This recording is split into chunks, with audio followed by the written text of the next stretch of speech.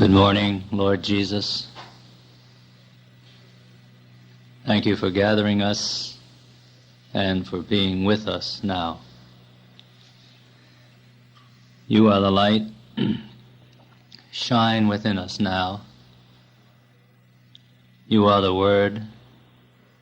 Sound within us now. You are the door. Open before us now. Open upon the vision of your kingdom, already here in our midst.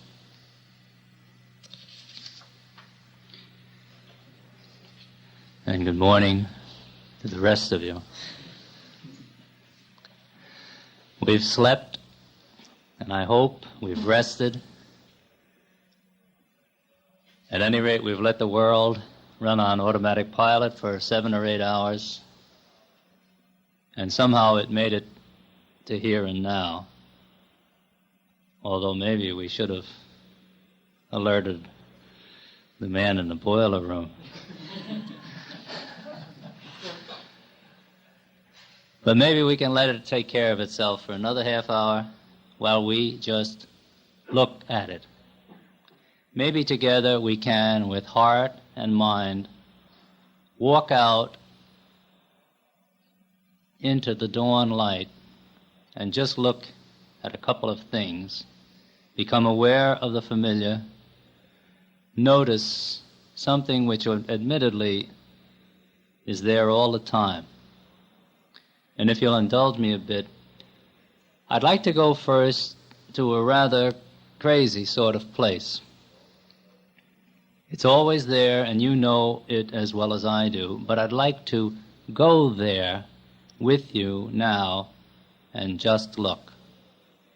We can go there together by a kind of guided meditation, if each one will just sit back and relax, and, with eyes open or closed, as feels most comfortable to you, just listen along and be with the images, an image, what you're hearing.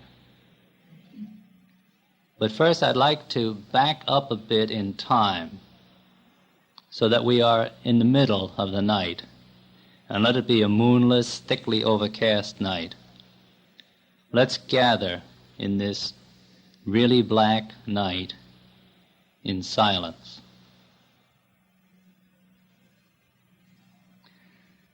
Now to the east there seems to be just a touch of less blackness.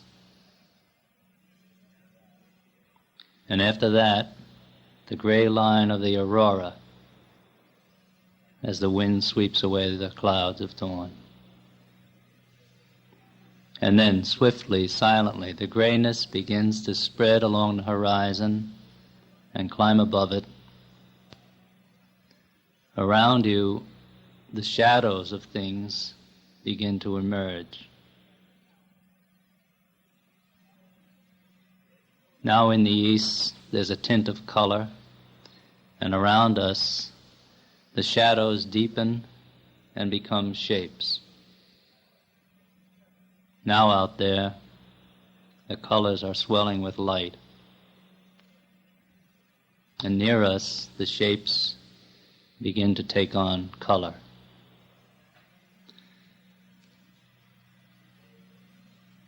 The day is dawning, and things are lifting silently into visibility, standing forth in their various beauty.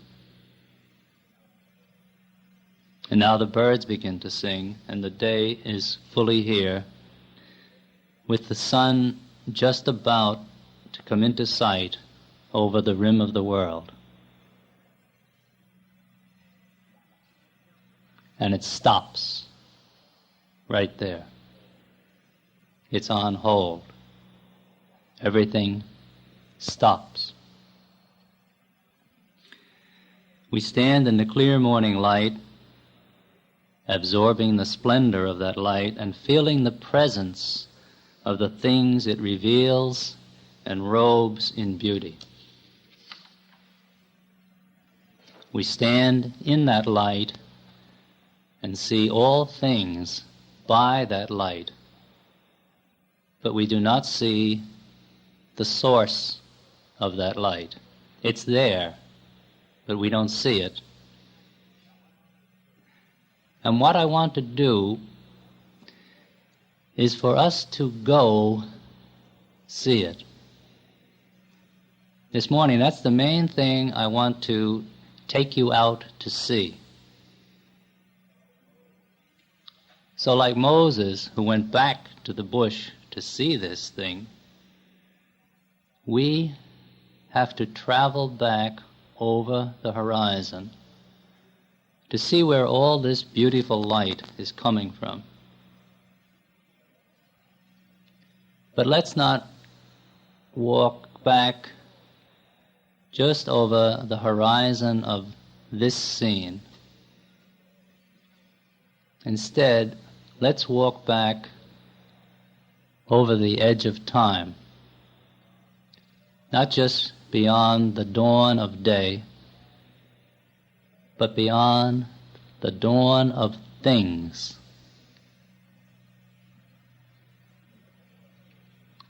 So let yourself be in the dawn of things. And let's walk back to the rim of that scene and look over the edge of the beginning. Let's see what's there before all this, before things,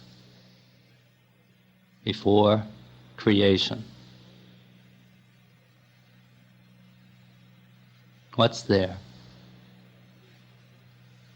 What do you see?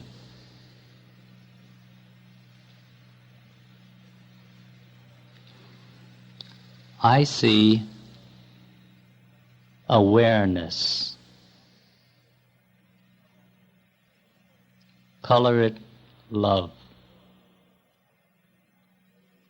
I see not a blazing sun, but endless light, an abyss of living transparency, one endless pure awareness.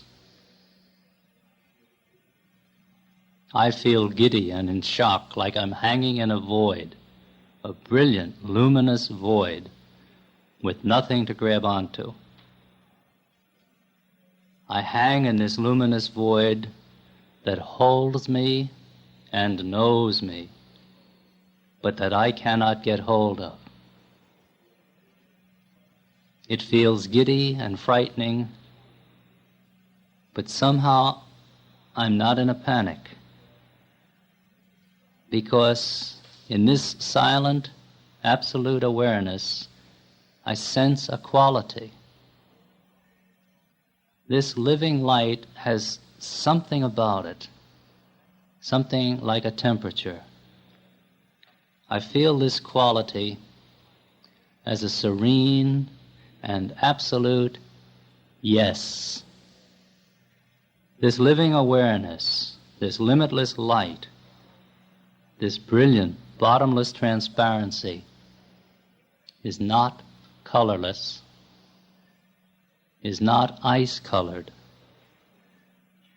but all through, it's a rich, unwavering yes.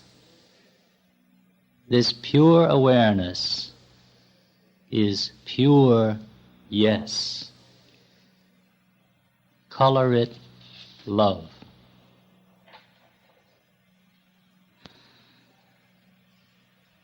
That, the Church tells me, is what is there before this, before there are any things. That is no thing. That is the space of all possibility, the place where things can arise and begin to exist. This pure, unlimited awareness is the theater of the universe and of all possible history, the theater and the ultimate audience.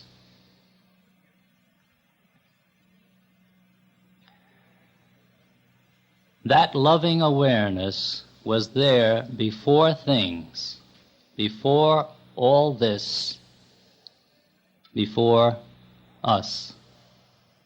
And that loving awareness is still there, just there. In that, we live and move and have our being. But I'm getting ahead of myself. Let's come back. We are still standing, looking over the edge of the beginning, staring into an infinite transparency of pure awareness, which is also absolute yes. It speaks only yes. It is one simple impulse toward all it knows. It affirms. This living awareness is a living energy that knows only one word: be. Be. Have life. Have it abundantly. Love is its name. This my church has taught me.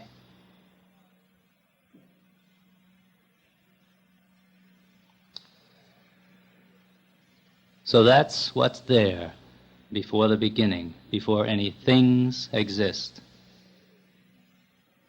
If that is what's there,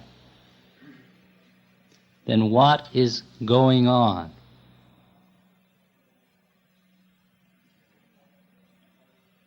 Well, if as yet there are no things for this awareness to know and to love, then it can only be aware of and love this loving awareness. That's what's going on here before the beginning.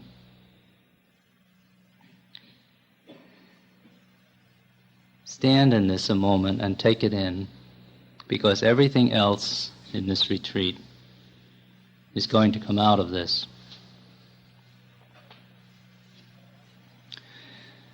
We've traveled back to the horizon of things and peered over the edge of the beginning, and we've stumbled into this one immense awareness that is the possibility of things and shall be the place of their existing. We've discovered this utterly affirming awareness, which is the engine of all the things that will rise into being. And we found this endless living solitude, empty of things, full of being, filled with the awareness and love of an infinite loving awareness. This is what the Church teaches us to label God. But this is a glimpse of God as God before creation, not God as creator. I have already said that this abyss of living, loving light is the source of all things. But in our meditation fantasy, we have traveled back to creation's beginning and are beholding him before any things exist. And I wanted to do this because though he is our creator, and though everything I shall say is grounded in the mystery of our creaturehood, nevertheless, he is much more than our creator, and it is deeply important to all our notions of him and our ways of relating to him. It's important to try to see him in this pre-creation moment, to try to sense, however dimly, the infinite and perfect joy, the complete fullness that exists here before things. So let's stay here peeking over the rim, sort of eavesdropping on the one, the only, the alone, the all. Let's watch for a moment yet this loving awareness knowing itself, intimately and utterly aware of itself, and joying in all this that it is, all this goodness and beauty present in utter transparency. Can we be very silent and just listen to what is going on? Just listen to silence, to fullness of life and light, shining in reflective awareness all through itself, the light illumining the light. Infinite goodness, utterly known and totally loved. Be there a moment.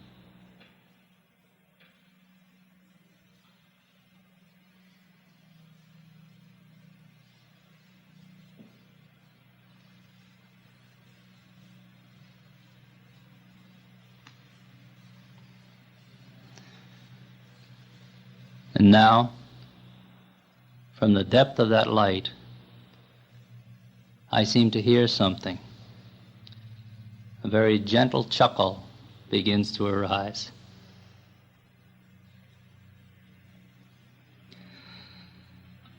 The easy laughter of the contented lover, a sound of perfect happiness that turns into a melody, a sound of rejoicing, a song of celebration.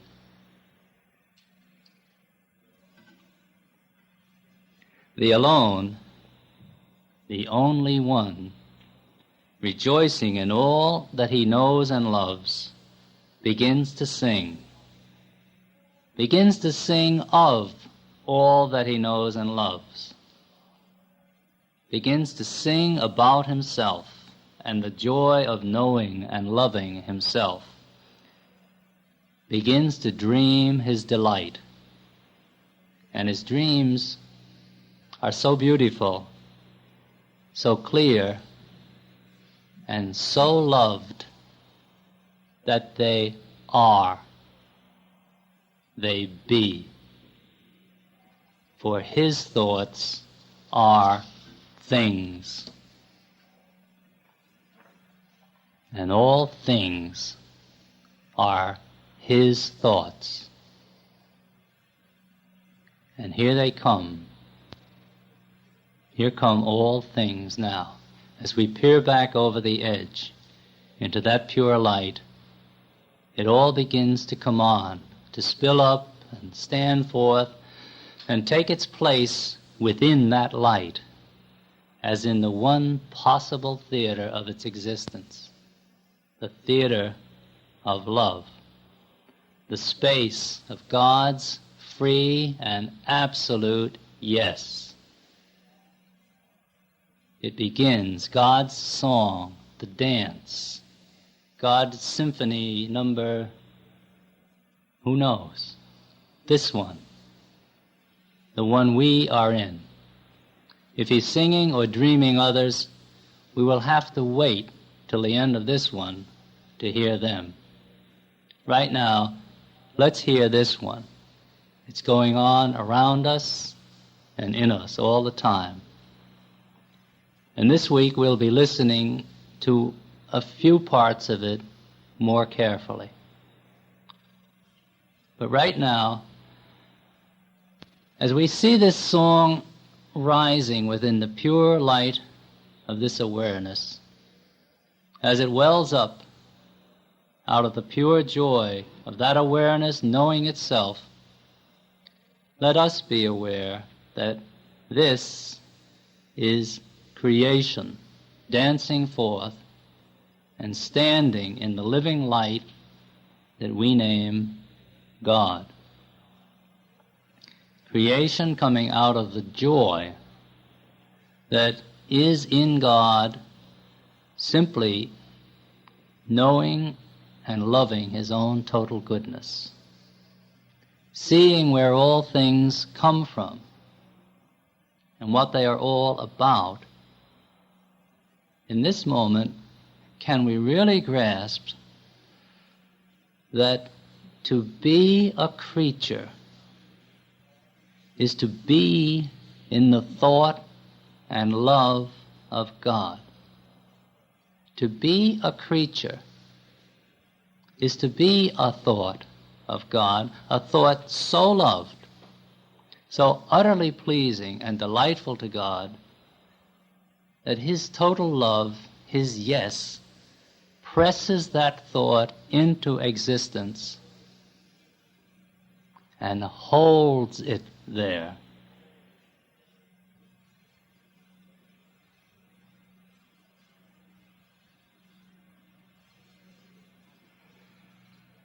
If there is a Creator such as the Church teaches, then to be a creature is to be utterly loved from within every fiber of your being by the only one who knows utterly every fiber of your being. It takes a lot of love to make a thing be. Try it sometime. God is love, a lot of love. And whatever you are, He's mighty glad of that, or you wouldn't be. Count on it. He likes you a heap. And all the way through, there are no shadows where He looks. All the way through.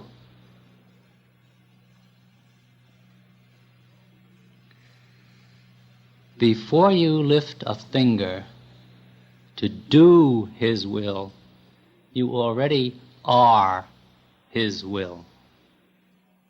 You are right now His very own original bright idea, a notion of His that He takes delight in.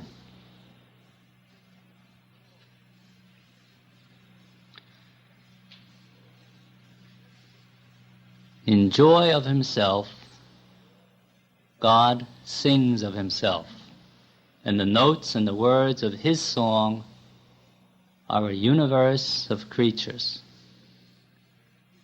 And as He sings, He speaks your name, He thinks you,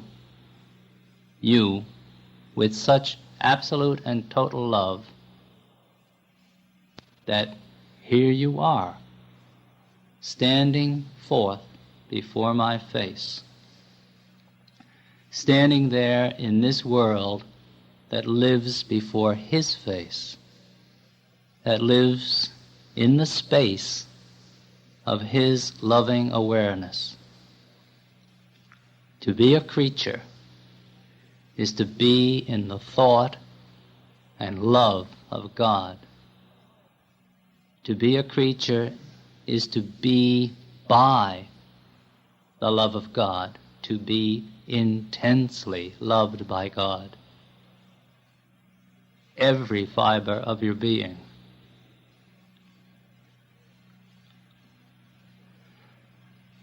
I suggest that for the rest of this day, you do just that. Just be a creature. Just let Him think you and love you into existence. Let that be your project for today. To just bask in being dreamed and loved into existence by this immense loving awareness in which and by which all things have their being.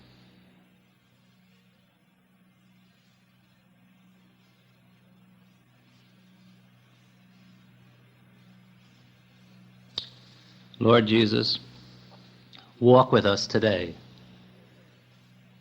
Help us to believe and to feel what your Father is and what we are.